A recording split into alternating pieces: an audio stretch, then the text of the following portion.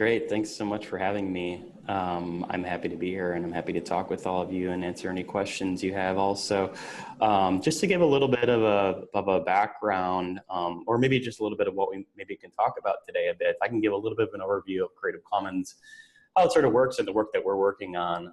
And then we can dive a little bit into, I've sort of developed a little bit of a case study. I know you guys are interested in different types of writing for the public good. And I have some experience there working both for Creative Commons and also a sister organization that we work quite closely with, Communia, based in Europe. And I thought it was an interesting sort of case studies. I looked at both of the organizations because the approach to our policy writing is a little bit different, even if we have the sort of same overall goals.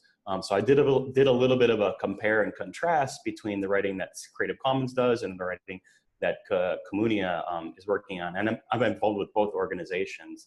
And then we can talk a little bit about developing an open access policy, some of the experiences we have working with governments and also philanthropy. So a little bit of an overview of what Creative Commons is. We're a nonprofit organization. We've been around since 2001, and we provide free copyright licenses and other tools that allow people to share more openly on the web, to share under some rights reserved instead of the default all rights reserved.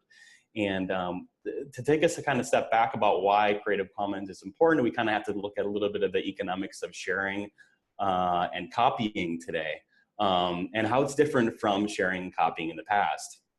And this chart is kind of an interesting example that my colleague usually shares in terms of how much does it cost, 500 years ago, for like a scribe to like copy a book by hand. It costs like thousands of dollars or whatever the equivalent monetary value is.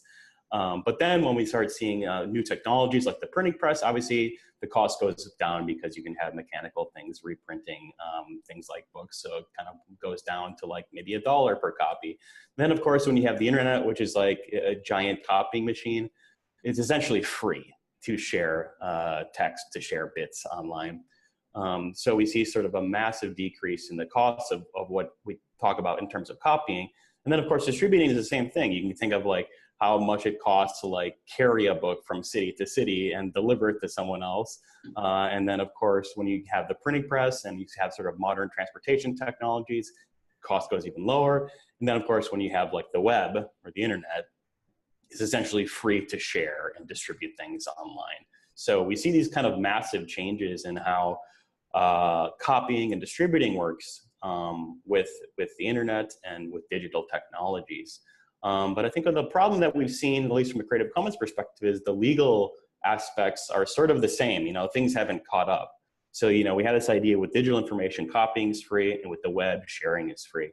But of course, we have these laws that are sort of static and they sort of get in the way of what we want to do with these sort of things. So, if you took a look at copyright law today, it's supposed to encourage creativity. It's supposed to encourage knowledge production. But I think we may question, like, is it actually doing that? What are the barriers that are being put up in the way?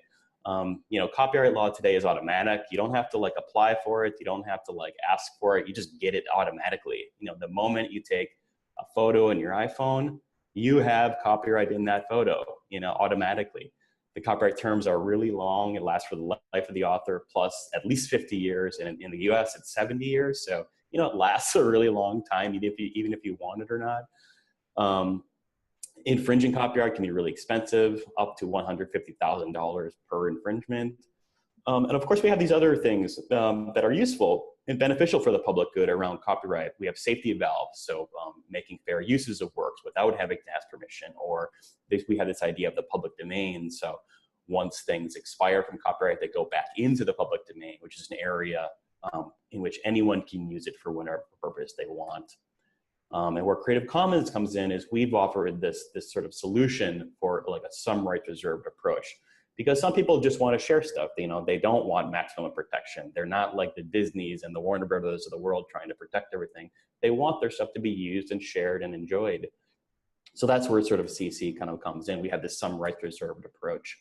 And what the licenses do is allow people, creators, to communicate how they want their work shared and used around the world. And it grants some of these permissions in advance, but it also requires a few things as well.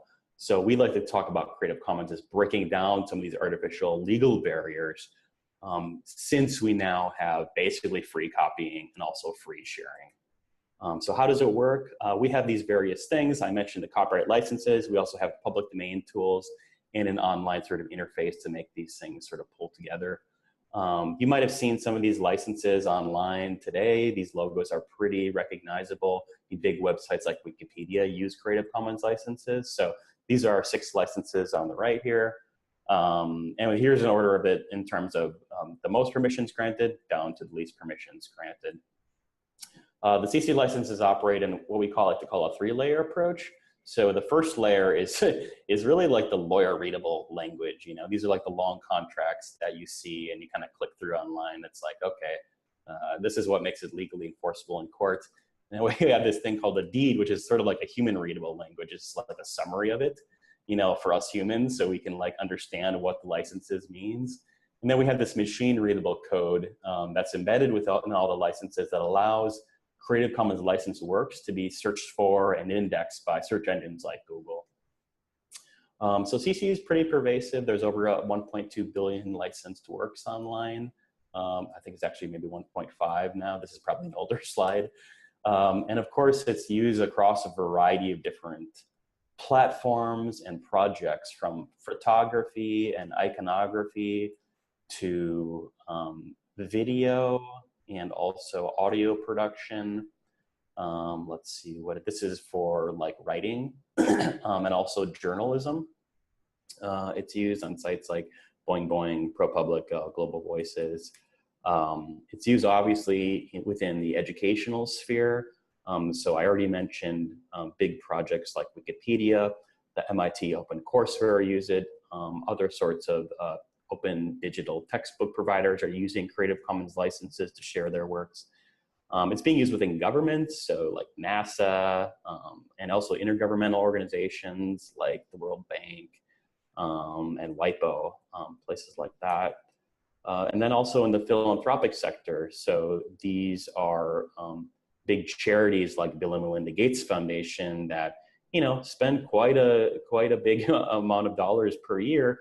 And what they're doing is requiring that any research that's produced using their grant dollars is released under a Creative Commons license so everyone can access and reuse it. Then also in scientific publishing, big publishers like Biomed Central, Public Library of Science are sharing scientific research under Creative Commons licenses.